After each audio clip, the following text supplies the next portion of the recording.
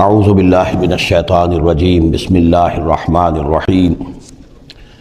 وَاعْلَمُوا أَنَّمَا غَنِمْتُم مِّن شَيْءٍ فَأَنَّ لِلَّهِ خُمُسَهُ وَلِلرَّسُولِ وَلِذِي الْقُرْبَى وَالْيَتَامَى وَالْمَسَاكِينِ وَابْنِ السَّبِيلِ إِن كُنتُمْ آمَنتُم بِاللَّهِ وَمَا أَنزَلْنَا عَلَىٰ عَبْدِنَا يَوْمَ الْفُرْقَانِ يَوْمَ الْتَقَى الْجَمْعَانِ وَاللَّهُ عَلَىٰ كُلِّ شَيْءٍ قَدِيرٌ صدق اللہ العظیم۔ اب یہاں وہ مال غنیمت کا حکم بیان ہو رہا ہے۔ وَاعْلَمُوا جان لو انما غنمتم من شیء جو بھی غنیمت تمہیں حاصل ہوئی ہے، فَأَنَّ لِلَّهِ خُمُسَهُ تو اس کا خمس پانچواں حصہ تو اللہ کے لیے ہے، وَلِلرَّسُولِ اور رسول کے لیے ہے، وَلِذِي الْقُرْبَى اور رسول کے قرابت داروں کے لیے ہے۔ یہ بات سمجھ لیجئے یہاں اچھی طرح کہ در حقیقت حضور صلی اللہ علیہ وسلم کا جو معاش کا معاملہ تھا، جب تک آپ مکے میں تھے حضرت خدیجہ الکبریٰ رضی اللہ تعالی عنہ کی دولت جو ہے اس سے آپ کا کام چل رہا تھا، جو بھی بچا کچا ان کا سرمایہ تھا۔ مدینے میں آ کر ظاہر بات ہے کہ اب آپ کے پاس اپنا کوئی ذریعہ معاش نہیں تھا، نہ آپ کوئی تجارت کرتے تھے، تو اب آپ کے اخراجات اور پھر یہ کہ آپ کے بھی قرابت دار ہیں، آپ کی ازواج مطہرات ہیں، ان کے اخراجات کہاں سے آئیں گے؟ تو مال غنیمت میں سے خمس جو ہے وہ اس کام کے لیے رکھ لیا گیا، گویا وہ بیت المال کا حصہ ہوگا، اور بیت المال ہی کفالت کرے گا حضور کی بھی اور حضور کے قرابت داروں کی بھی۔ اس کے علاوہ اس بیت المال میں یتامى والمساکین وابن السبیل، اس میں حصہ ہوگا یتیموں کے لیے بھی اور مساکین اور محتاجوں کے لیے بھی اور مسافروں کے لیے بھی۔ یہ گویا کہ پانچواں حصہ مال غنیمت کا تو ہو گیا، سرکار سمجھ لیجیے سرکاری ہو گیا، لیکن اس سرکار میں سب سے بڑا خرچ جو ہے وہ در حقیقت محمد رسول اللہ صلی اللہ علیہ وسلم کے ذاتی، آپ کے اخراجات، آپ کے ازواج مطہرات کا نفقہ، آپ کے قرابت داروں کا ذوی القربیٰ، جس میں آپ کو بھی تو ظاہر بات ہے کہ کچھ نہ کچھ صلہ رحمی آپ فرماتے تھے، تو اس کے لیے، اور یہ کہ یتیموں اور مساکین کے لیے وابن السبیل۔ ان کنتم آمنتم باللہ، اگر تم ایمان رکھتے ہو اللہ پر، وما انزلنا علی عبدنا، اس شے پر جو ہم نے نازل کی اپنے بندے پر، یوم الفرقان، فیصلے کے دن، یعنی جو شے نازل کی وہ ہے غیبی امداد، نصرت غیبی، جو فرشتے آئے۔ ظاہر بات ہے کہ وہ ایک انسین جو ہے غیب کا معاملہ ہے، فرشتوں کو دیکھا تو کسی نے نہیں، تو جیسے وحی آتی تھی حضرت جبرائیل لے کر آتے تھے تو اس پر ایمان رکھتے ہو کہ یہ قرآن جو ہے اللہ کی طرف سے ہے، ایسے ہی تمہیں یقین ہونا چاہیے کہ اللہ تعالیٰ نے اپنا وہ وعدہ پورا فرمایا اور اللہ تعالیٰ نے فرشتے بھیجے۔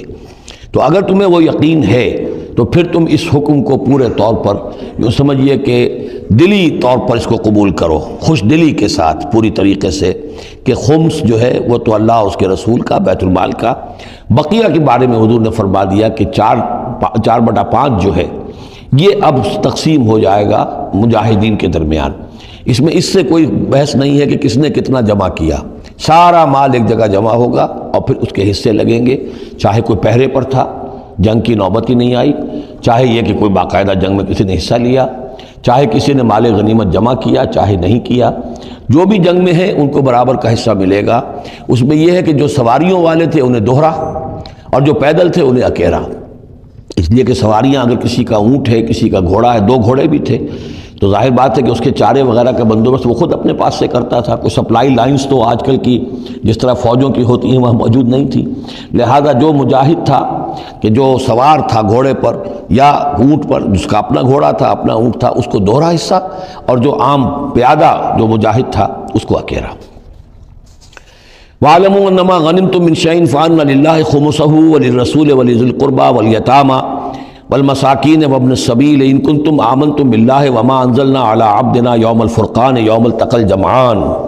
اس فرقان والے دن، فیصلے کے دن، جس دن کی 2 فوجیں بھڑ گئی تھیں۔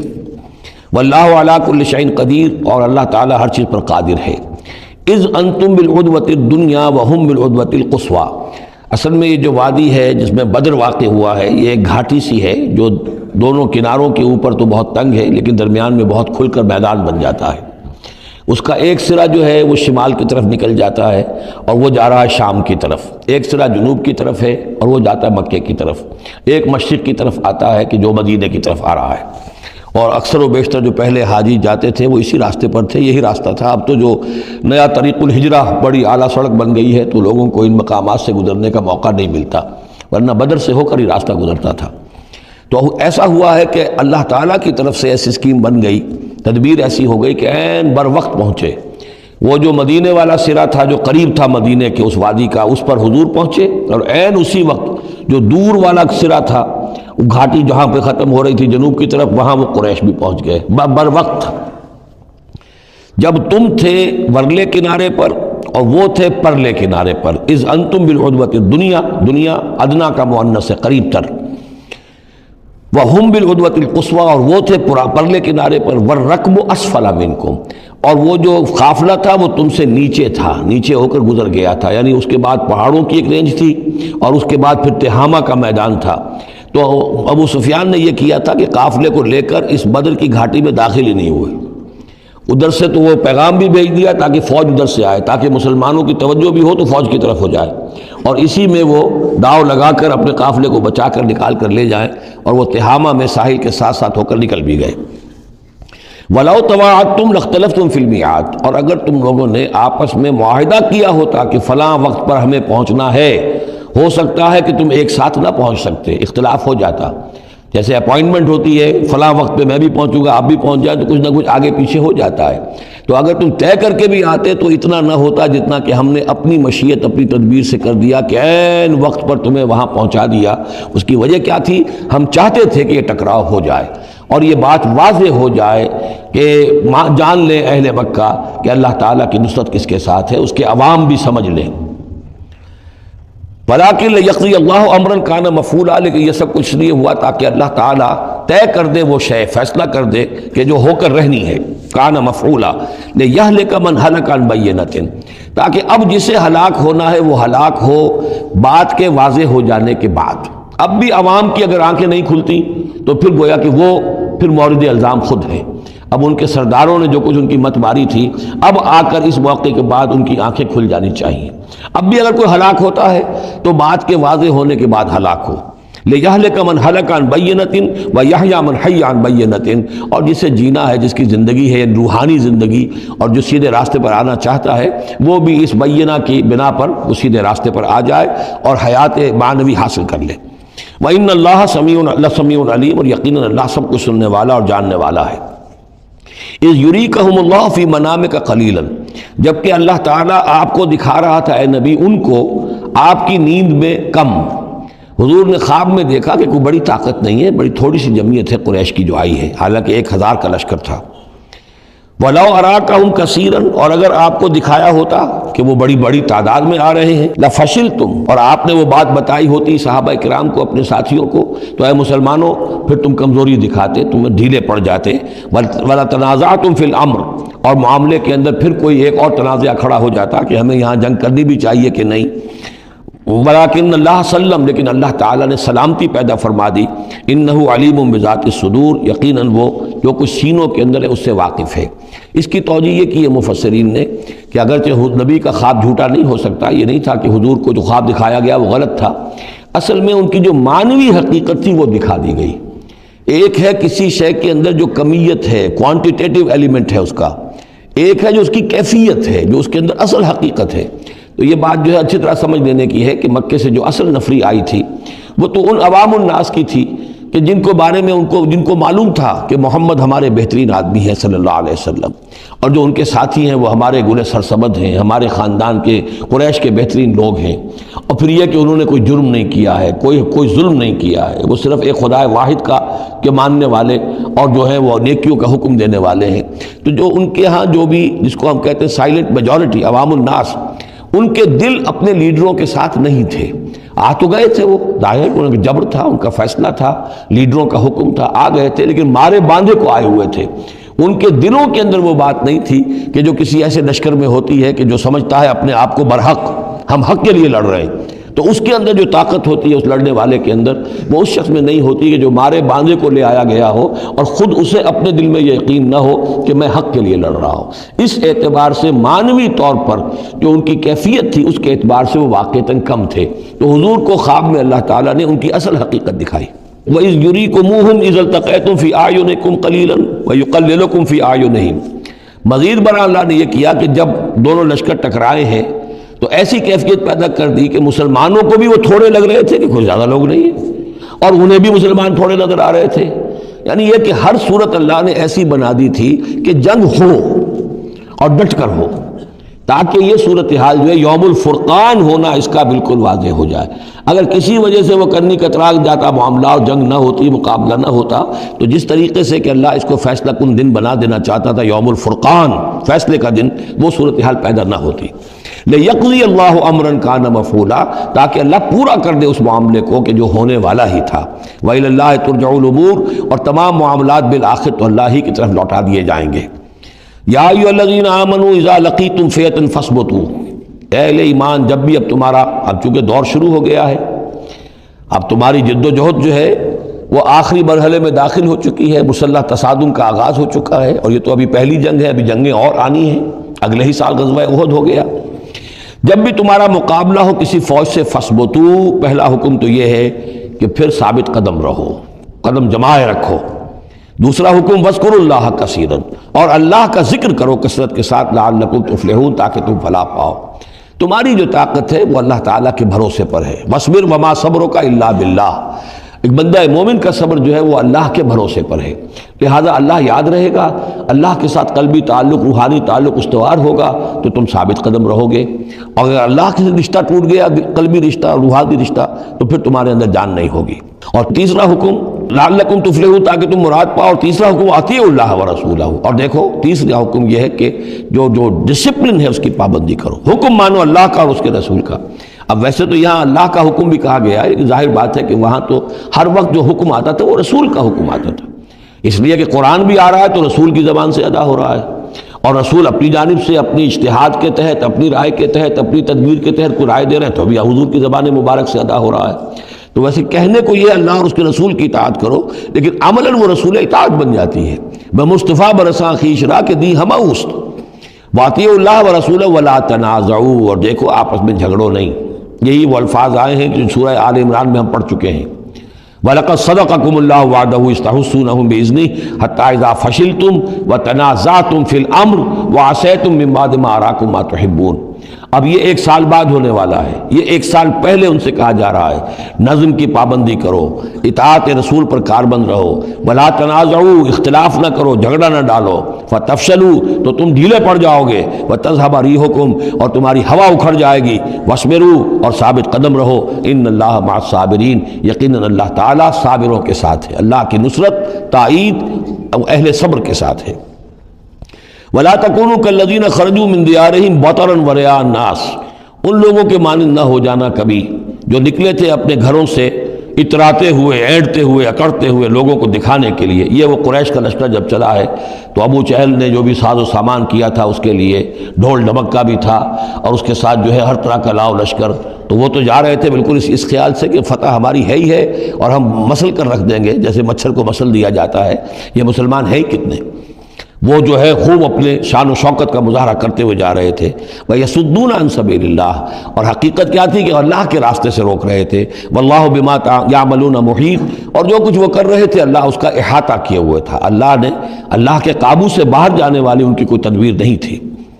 وَإِذْ زَيَّنَ لَهُمُ الشَّيْطَانُ أَعْمَالَهُمْ، اور جب کہ شیطان نے ان کے لیے ان کے اعمال کو مزین کر دیا تھا۔ وَقَالَ لَا غَالِبَ لَكُمُ الْيَوْمَ، اور اس نے ان کے کان میں یہ پھونک ماری تھی، یہ وسوسہ ڈالا تھا، آج تم پر کوئی غالب نہیں آ سکتا۔ مکے سے نکلی ہو نفری اور 1000 کی، یہ تو گویا کہ بڑی انہونی سی بات تھی، عرب کے اندر اس طرح کے مواقع بہت کم آتے تھے۔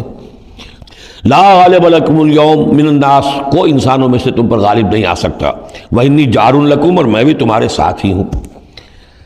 فلما تراءت الفئتان، اور جب دونوں لشکروں نے ایک دوسرے کو دیکھا، آمنے سامنے ہوئی، نکص علی عقبیہ، تو وہ شیطان اپنی ایڑیوں کے بل پیچھے مڑ گیا، بھاگا۔ وقالا، اور اس نے کہا انی بریء منکم، میں تم سے لا تعلق ہوں، میرا تم سے کوئی تعلق نہیں۔ انی ارا ما لا ترون، میں وہ کچھ دیکھ رہا ہوں جو تم نہیں دیکھ رہے۔ فرشتوں کو دیکھنا جو ہے، چونکہ یہ بھی ناری مخلوق ہے، نور اور نار میں بڑا قرب ہے، نوری مخلوق ہے ملائکہ،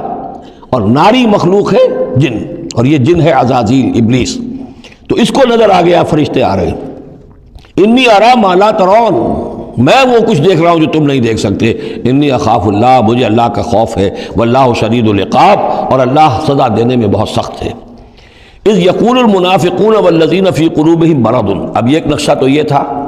کہ جب چلے آ رہے تھے قریش کا لشکر لے کر ابو جہل اور اس کے ساتھی سردار، اور ادھر شیطان بھی ان کو پہلے تو پیٹ ٹھوکتا ہوا آ رہا ہے، اور عین وقت پر جو ہے وہ ان کو ساتھ چھوڑ کر بھاگا ہے. ادھر جب مدینے کے اندر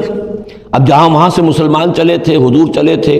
تو جو کوئی منافق پیچھے رہ گئے تھے وہ اب باتیں کر رہے تھے.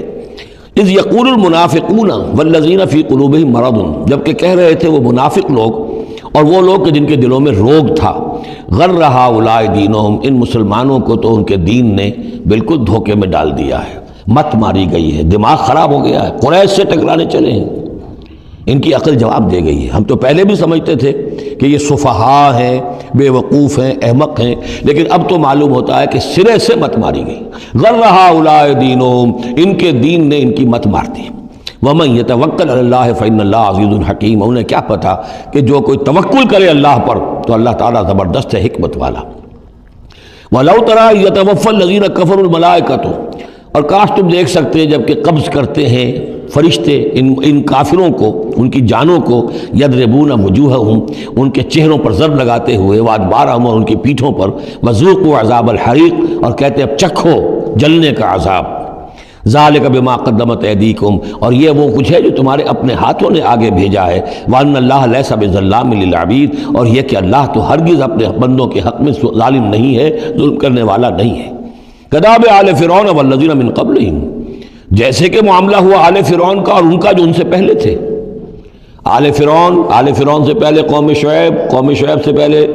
صدوم اور عمورہ کی بستیاں، ان سے پہلے قوم سمود، ان سے پہلے قوم عاد، ان سے پہلے قوم نوح. یہ ہم سورہ اعراف کے اندر یہ ساری چیزیں پڑھ کر آئے.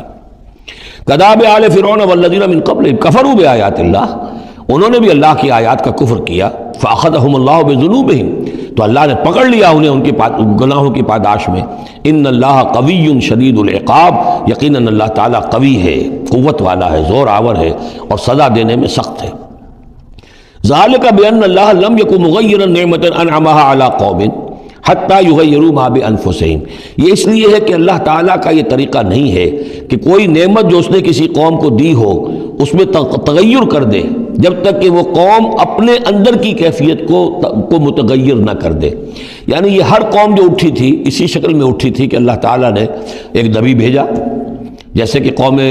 ہود ختم ہوئی تو حضرت ہود اور ان کے ساتھیوں کے ذریعے سے ایک نئی قوم وجود میں آئی جو آگے چل کر سمود کہلائی. تو یہ لوگ کون تھے؟ یہی لوگ تھے جن کو اللہ نے نعمت دی تھی، انعام دیا تھا، احسان کیا تھا، ایمان انہیں ملا تھا. لیکن جب انہوں نے اپنی اس نعمتوں کو بدل دیا، کفر کی روش پر آ گئے، توحید کی پگڈنڈی چھوڑ کر، توحید کی شاہراہ کو چھوڑ کر شرک کی پگڈنڈیوں پہ مڑ گئے، تو پھر اللہ تعالیٰ کی نعمت بھی تبدیل ہو جاتی ہے. اللہ تعالیٰ نعمت سلب کر لیتا ہے، انعام کی جگہ پر اللہ کا عذاب آ جاتا ہے. ذالک بان اللہ لم یکن مغیرا نعمۃ انعمها علی قوم حتی یغیروا ما بانفسہم. یہی ہے جو مضمون آگے بھی آئے گا سورہ رعد میں بھی، اور اس کو پھر یہ کہ اردو میں بھی ایک شعر میں لوگوں نے پیش کیا ہے کہ خدا نے آج تک اس قوم کی حالت نہیں بدلی، نہ ہو جس کو خیال آپ اپنی حالت کے بدلنے کا. قوموں کے اپنے اندر کے حالات بدلتے ہیں تو پھر تقدیر بدلتی ہے. صرف خواہش سے، وشفل تھنکنگ سے، امانی سے کوئی بات نہیں ہوا کرتی. اور قوم ظاہر بات ہے کہ افراد پر مشتمل ہوتی ہے. پہلے کچھ افراد بدلیں گے، ان کے اندر قلب ماہیت ہوگی، ان کا باطن بدلے گا، ان کی سوچ، ان کے نظریات، ان کے خیالات، ان کے مقاصد، ان کی دلچسپیاں، ان کی امنگیں تبدیل ہو جائیں گی. یہ اندر کے بدلے ہوئے لوگ جو ہیں جب کثیر تعداد میں ہوں گے تو پھر یہ مل جل کر زور لگائیں گے، طاقت لگائیں گے، معاشرے کو بدل دیں گے، اور پھر یہ اس طریقے سے کہ انقلاب آئے گا. چون بجاں در رفت جہاں دیگر شود، جہاں چو دیگر شد جہاں دیگر شود. جب یہ قرآن کسی کے اندر اتر جاتا ہے اس کے اندر ایک تبدیلی آ جاتی ہے، بالکل بدل جاتا ہے انسان اندرونی طور پر. اور یہ اندرونی تبدیلی ہے جو عالمی انقلاب تک ممتد ہو سکتی ہے. وَأَنَّ اللَّهَ سَمِيعٌ عَلِيمٌ، اللہ سب کچھ سننے والا جاننے والا ہے. کداب آل فرعون، جیسے کہ دستور تھا یا ہوا معاملہ آل فرعون کا، والذین من قبلہم، اور جو ان سے پہلے تھے. کذبوا بآیات ربہم، انہوں نے اپنے رب کی آیات کو جھٹلایا. فأہلکناہم بذنوبہم، تو ہم نے ان کو ہلاک کر دیا ان کے گناہوں کی پاداش میں. وأغرقنا آل فرعون، اور آل فرعون کو ہم نے غرق کر دیا، وَكُلٌّ كَانُوا ظَالِمِينَ، اور یہ سب کے سب ظالم تھے۔ ان شر الدواب عند اللہ الذین کفروا فہم لا یؤمنون، بدترین چوپائے اللہ کے نزدیک یہی لوگ ہیں اللہ کے نزدیک جو کفر کرتے ہیں اور وہ ایمان نہیں لاتے۔ یعنی وہی جو آیت ہم پڑھ چکے سورہ اعراف میں کہ یہ لوگ انسان نظر آتے ہیں، حقیقت میں انسان نہیں ہیں۔ لہم قلوب لا یفقہون بہا ولہم اعین لا یبصرون بہا ولہم آذان لا یسمعون بہا اولئک کالانعام بل ہم اضل، وہ چوپایوں کے مانند ہیں بلکہ ان سے بھی گئے گزرے۔ اس لیے شر الدواب کہا گیا، تمام جانداروں میں اور جمان چوپایوں میں، جانوروں میں سب سے برے لوگ جو ہیں وہ یہ انسان نما حیوان ہیں کہ جن کے اندر عقل نہیں، جن کے اندر شعور نہیں، جو ایمان سے خالی ہیں اور کفر پر اور صرف دنیا کی لذتوں پر ریجھ گئے ہیں۔ الذین عاہدت منہم ثم ینقضون عہدہم فی کل مرۃ وہم لا یتقون، وہ لوگ کہ جن سے آپ نے اے نبی معاہدہ کیا تھا پھر وہ ہر مرتبہ اپنا عہد توڑتے ہیں اور اس کا کوئی ڈر نہیں رکھتے۔ اب یہ اشارہ ہو رہا ہے یہود کی طرف، کیونکہ حضور جب مدینے میں تشریف لائے تو میں نے آپ کو شروع میں بتا دیا تھا کہ آپ نے بہت بڑا یہ سمجھیے کہ اس کو Montgomery what, professor Montgomery what نے جس قدر تعریف کی ہے اس کی، اور سارے جتنے بھی الفاظ ہو سکتے تھے انگریزی زبان میں، اسٹیٹسمین شپ کہ حضور کا معاملہ، فہمی کا معاملہ، تدبر کا معاملہ، سیاست کو سمجھنے کا معاملہ، اس کی بہت بڑی بات یہ ہے کہ آپ نے یہودی قبائل جو تھے تینوں ان کو معاہدوں میں جکڑ لیا۔ تو یہ ایک بہت بڑا آپ کا کارنامہ تھا، لیکن اب ظاہر بات ہے جکڑے تو وہ گئے، اندر سے وہ دشمنی کرتے تھے، ساز باز کرتے تھے۔ اوپر معاہدہ ہے، اندر سے ساز باز چل رہی ہے، پیغامات بھیجے جا رہے ہیں قریش کو کہ کیا کر رہے ہیں آپ لوگ، کیوں دیر کر رہے ہیں، کیوں نہیں حملہ کرتے، ہم اندر سے آپ کی مدد کریں گے۔ تو یہ کھدبد ابھی چل رہی تھی۔ تو فرمایا الذین عاہدت منہم ثم ینقضون عہدہم، وہ لوگ کہ جن سے نبی آپ نے عہد کیا، معاہدے کیے، اور وہ یہ کہ اپنے معاہدے توڑ رہے ہیں، فی کل مرۃ، ہر بار، وہم لا یتقون، اور وہ ڈرتے نہیں ہیں۔ فإما تثقفنہم فی الحرب، تو اگر آپ پا جائیں انہیں جنگ میں، فشرد بہم من خلفہم، تو ان کو ایسی سزا دیجئے کہ جو پیچھے ہیں ان کے ہوش ٹھکانے آ جائیں، لعلہم یذکرون، تاکہ انہیں عبرت حاصل ہو جائے۔ یعنی یہ کہ اب ایک تو یہ ہے کہ وہ کوئی صرف ان کی جو ہے وہ وہاں سے خطوط جا آ رہے ہیں، پیغام رسانی ہو رہی ہے، لیکن کہیں اگر ان میں کا کوئی شخص جنگ میں بھی پکڑا جائے، واقعتاً وہ جنگ میں شریک ہو جائے، قریش کی طرف سے آ جائے اور پکڑا جائے، تو پھر اس کو وہ سزا دیجئے کہ جو ایک کی سزا جو ہے وہ سینکڑوں کے ہوش ٹھکانے کر دے۔ یہ ہے مطلب۔ وَإِمَّا تَسْخَفَنَّهُمْ فِي الْحَرْبِ فَشَرِّدْ بِهِمْ، ایسی سزا ان کو دیجئے من خلفہم کے جو ان سے پیچھے ہیں ان کے بھی ہوش ٹھکانے ہو جائیں، لعلہم یذکرون، شاید کہ پھر وہ نصیحت پکڑ لیں۔ وَإِمَّا تَخَافَنَّ مِنْ قَوْمٍ خِيَانَةً، اور اگر آپ کسی کو قومی سطح پر اندیشہ ہو جائے آپ کو کسی سے کہ وہ خیانت پر اتر آئی ہے، یعنی ایک ہے انڈیویجول ایکٹس،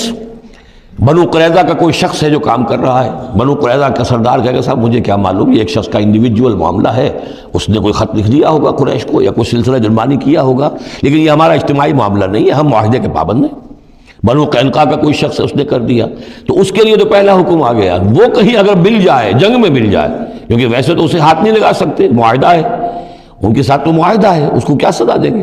لیکن یہ کہ جنگ میں کہیں آ جائے، اتنی جرأت کر جائے تو پھر اس کو وہ سخت سزا دیجیے گا کہ جو پیچھے بیٹھے ہوئے ہیں، جو ڈورے ہلا رہے ہیں، تارے ہلا رہے ہیں، ان کو بھی ہوش ٹھکانے آ جائے۔ لیکن یہ کہ اگر آپ کو اندیشہ ہو جائے کہ کوئی قبیلہ جو ہے وہ خلاف ورزی کرنے پر اتر آیا ہے، خیانت کرنے پر اتر آیا ہے،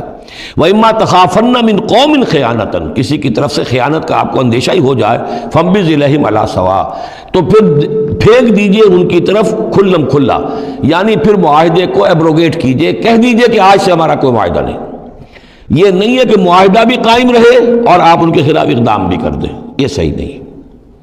اس لیے کہ یہ مقام جو ہے اخلاقی اعتبار سے بھی غلط ہے، اور خاص طور پر آپ کا مقام، مقام نبوت، اس کے اعتبار سے کسی درجے میں بھی نہیں ہے کہ کسی قوم کے ساتھ معاہدہ بھی ہے، آپ کو اندیشہ ہے کہ وہ خیانت کر رہے ہیں، تو آپ کھلم کھلا اعلان کر دیجئے کہ آج سے میرا اور تمہارا کوئی معاہدہ نہیں، پھر اقدام کیجئے۔ لیکن یہ کہ بغیر اس اعلان کے کوئی اقدام کرنا ان کے خلاف، یہ در حقیقت اللہ تعالیٰ جو اخلاق چاہتا ہے اہل ایمان کے، اس کے منافی ہے۔ وَإِمَّا تَخَافَنَّ مِنْ قَوْمٍ خِيَانَةً فَانبِذْ إِلَيْهِمْ عَلَىٰ سَوَاءٍ، اصل میں یہی وہ بات تھی جس کے حوالے سے مولانا مودودی مرحوم نے 1948 میں یہ جو جہاد کشمیر اس وقت ہو رہا تھا اس کے بارے میں رائے ظاہر کی تھی کہ ہندوستان کے ساتھ ہمارے سفارتی تعلقات ہیں، بھارت کے ساتھ ہمارا سارا معاملہ معاہدات کے اوپر چل رہا ہے، پھر اگر یہ کہ معاملہ جو ہے دوسری طرف ہم یہ شکل کر رہے ہیں کہ وہاں پر جنگ کا معاملہ کر رہے ہیں تو یہ غلط ہے، شریعت کی روح سے، قرآن کی روح سے غلط ہے۔ ہمیں کھلم کھلا اعلان کرنا چاہیے، جو بھی ہو اللہ تعالیٰ پر بھروسہ رکھنا چاہیے، کھل کر سامنے آنا چاہیے۔ یہ یا کہ میز کے اوپر تو معاہدہ ہے، ہاتھ مل رہے ہیں اور میز کے نیچے سے ٹانگیں گھسیٹی جا رہی ہیں، یہ دنیا داروں کا دھندا تو ٹھیک ہے، لیکن اسلام کی روح سے ایک اسلام کے نام پر بننے والی مملکت کی حکومت کا یہ طرز عمل درست نہیں ہے۔ یہ تھا وہ معاملہ جو سن 48 میں مولانا مودودی نے یہ رائے ظاہر کی تھی، اور اس پر پھر کافی ان کے خلاف جو ہے عوامی جذبات جو ہیں وہ بہت جو ہے اس وقت بہت بلند ہو گئے تھے، مشتعل ہو گئے تھے، اس لیے کہ عوام کی اپنی سوچ ہوتی ہے۔ وَإِمَّا تَخَافَنَّ مِنْ قَوْمٍ خِيَانَةً فَانبِذْ إِلَيْهِمْ عَلَىٰ سَوَاءٍ، معاہدہ ان کے منہ پر دے مارو، ان اللہ لا يحب الخائنین، یقیناً اللہ تعالیٰ کو خیانت کرنے والے پسند نہیں ہیں۔ وَلَا يَحْسَبَنَّ الَّذِينَ كَفَرُوا سَبَقُوا، اور نہ سمجھے وہ لوگ جنہوں نے کفر کیا ہے کہ وہ بچ نکلے ہیں، یعنی یہ کہ اب اگر کچھ لوگ بچ کے بھی تو چلے گئے نا، آخر 1000 کی نفری آئی تھی، انہم لا یعجزون، یہ جو بچ کر چلے گئے وہ یہ نہ سمجھے کہ وہ اللہ کو عاجز کر دیں گے، وہ عاجز نہیں کر سکیں گے۔ وَأَعِدُّوا لَهُم مَّا اسْتَطَعْتُمْ، اور اے مسلمانوں اب جب یہ نیا دور شروع ہو ہی گیا ہے تمہاری اس دعوت و تحریک کا، تو اب پوری طریقے سے اپنے امکان بھر سامان حرب تیار کرو۔ اعدوا لہم، اعداد تیاری کرنا، اسلحہ تیار کرو، سامان جنگ تیار کرو، گھوڑے تیار رکھو، رسالہ تمہارا ہونا چاہیے، جو بھی تمہارے لیے ممکن ہے۔ یہ توکل کا مطلب یہ نہیں ہے کہ تم ہاتھ پر ہاتھ دھر کر بیٹھ رہو اللہ تمہاری مدد کرے گا۔ اعدوا لہم ما استطعتم، اپنی استطاعت جو ہے اس کی حد تک تو پوری تیاری کرو، من قوت، طاقت سے بھی، ومن رباط الخیل، اور پلے ہوئے گھوڑوں کے ذریعے سے بھی، اس لیے کہ اس زمانے میں جنگ کے لیے سب سے زیادہ جو مؤثر شے تھی آپ کو معلوم ہے وہ گھوڑا، تیز رفتار ہے، اونٹ جو ہے تیز دوڑ نہیں سکتا ہے۔ اور اسی حوالے سے آج سمجھ لیجئے ہمارے لیے بہت اہم مسئلہ ہے یہ، اللہ تعالیٰ نے شاید عالم اسلام میں پورے میں پتہ نہیں 50 60 70 کتنے ملک دنیا